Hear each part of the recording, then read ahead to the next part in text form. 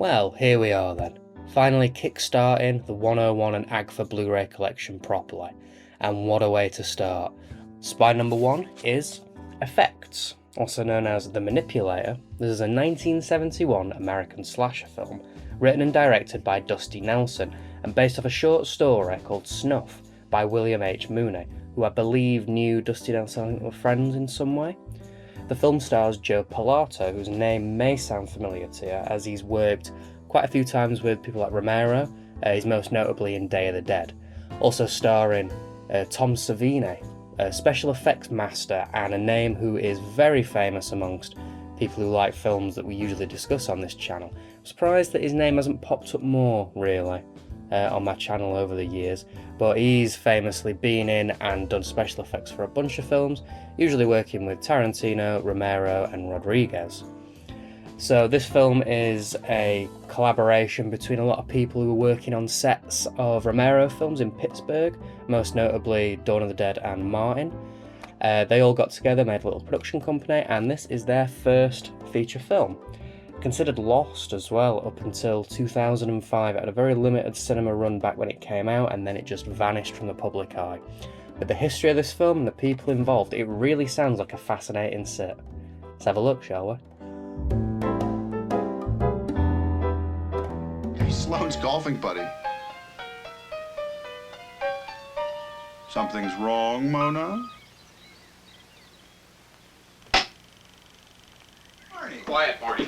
Oh, well, you can call me Barney, or you can call me Bernie, or you can call me Barnabo, or you can call me Barnestus, or you can call me Barnacle, or you can call me Bernie, or you can call me Bernardo, but you don't have to call me bastard!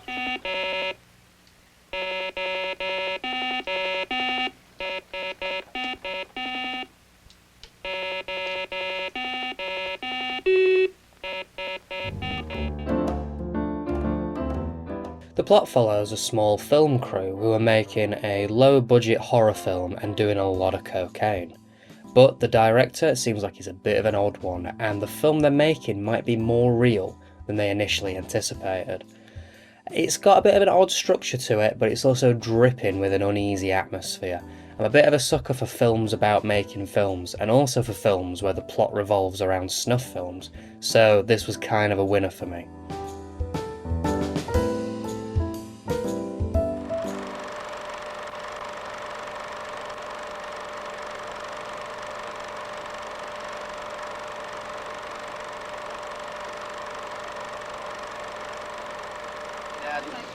Hey, where's your cape, Jack? We were just talking about it. I had one. How you doing? The acting is pretty spot on for this type of film, really. It really does have that Romero feel, think like a Martin or Night of the Living Dead or something, so no complaints in that department at all. I also really like it when the actors ham up their performances for the film that's being made within the film. Always gets a little chuckle out of me. The gore was pretty spot on and quite impressive for the low budget of this film, but with people like Tom Savini on hand and people who worked on Romero films, I was expecting just maybe a little bit more from the gore, but what we do get is excellent. And it's quite a sleazy film as well. There's still plenty of nudity in this and a ton of drugs being taken. All good stuff, really. It's desaturated and it's just dripping with this dark, grainy, grotty atmosphere. It really adds to it all quite a lot.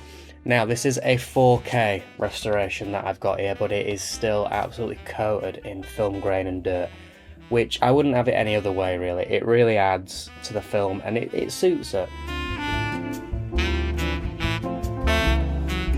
Greatest. Surprise!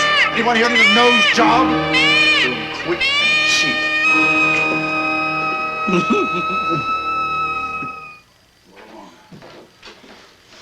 Arthur. I'm here to kill you. Yes. No. It's Arthur's. On the disc, as well as the feature and commentary for the feature, we also get 2 short films and a documentary. I'm going to start by taking a look at these 2 shorts. So the first one we've got up is Ubu, which is a 12-minute short film directed by John Harrison, who is a guy who acted in this, and I think it's an early one of the shorts made by the production team who ended up making effects. It's about an evil king who looks like an ice cream, and he sentences people to death a lot. Based off a play of the same name. It's frantic, over the top, and absolutely bizarre. It doesn't make much sense. Stylistically, there's some interesting things. Looks a bit German expressionism and stuff like that. And there's a puppet in it, which is always a bonus from me. But it's just a little bit of a what the fuck am I watching sort of film. Next up, we have Beastie, which is a 15-minute short and a little bit more relevant as it's also directed by Dusty Nelson. In it, a hitchhiker woman is picked up by a dude and they hit it off and start a relationship. And nothing really happens in this film, it's just their blossoming relationship. And I didn't really get much from this, to be honest. I thought it was a little bit dull and it was so inoffensive, it was almost offensive.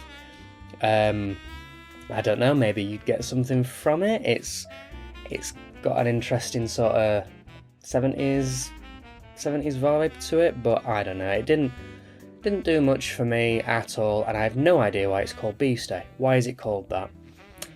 So, two very odd shorts, nothing that I'd go screaming about, nothing really worth your time, but they're here on the disc, just in case you want to see them. Very different vibe to the actual feature on here as well. Let's move on to the documentary. With for this evening's entertainment. You are free to see Ubu in as many illusions as you like.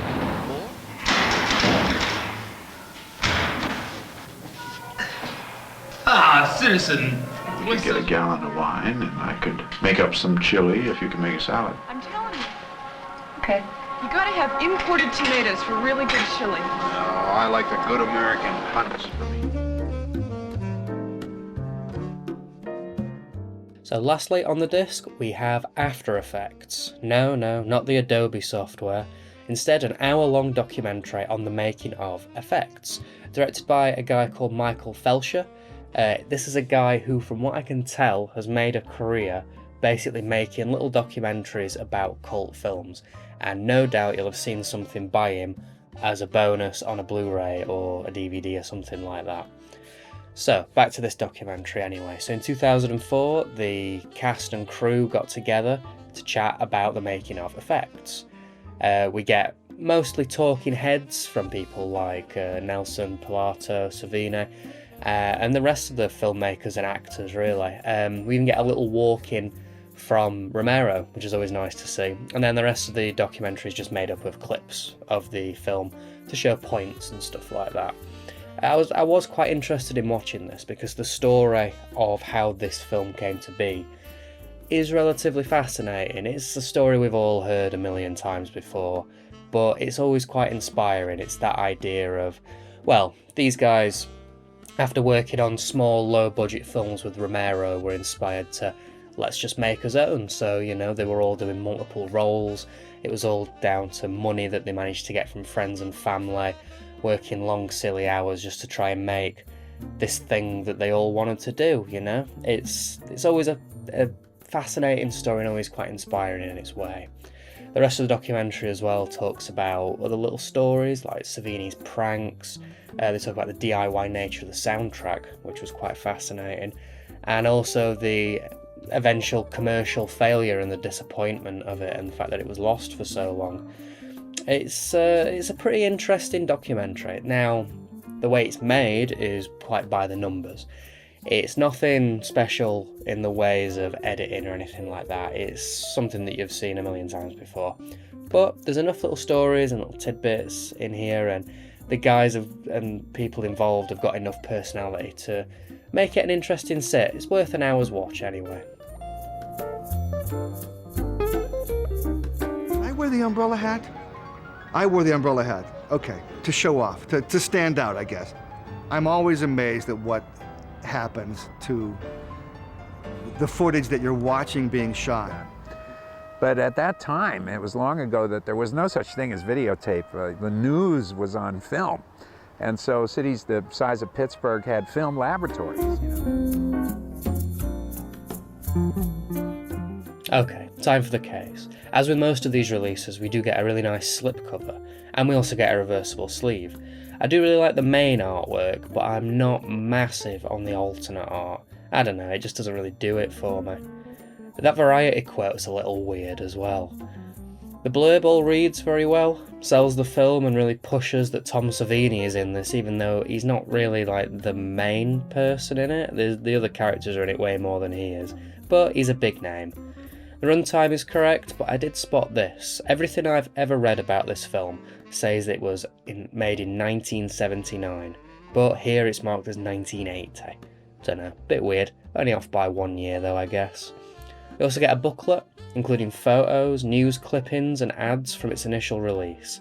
A little written piece by somebody called Joseph A. Zimba, don't know if I'm saying that right, and a little bit about the transfer and a little section about AGFA.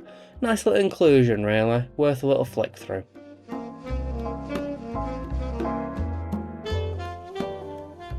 Overall then, it's a pretty interesting film this. It's relatively well made and has that low budget charm, and I'd say that if in any way you are interested in making films, you'll probably get something out of this. I don't know, it was pretty fun. I'd say it's worth a shot. And you know what, this print's pretty decent as well. You get a few short films here that are nothing to scream about, but the documentary is pretty interesting and pretty well made. Yeah, probably worth a look anyway, and this is a very good way to watch this film. So, pretty good start to these reviews so far. I'd say this is a good first film to be looking at.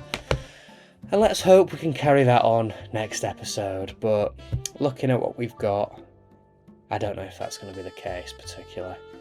Next episode of AGFA 101, we're going to be checking out Lady Street Fighter.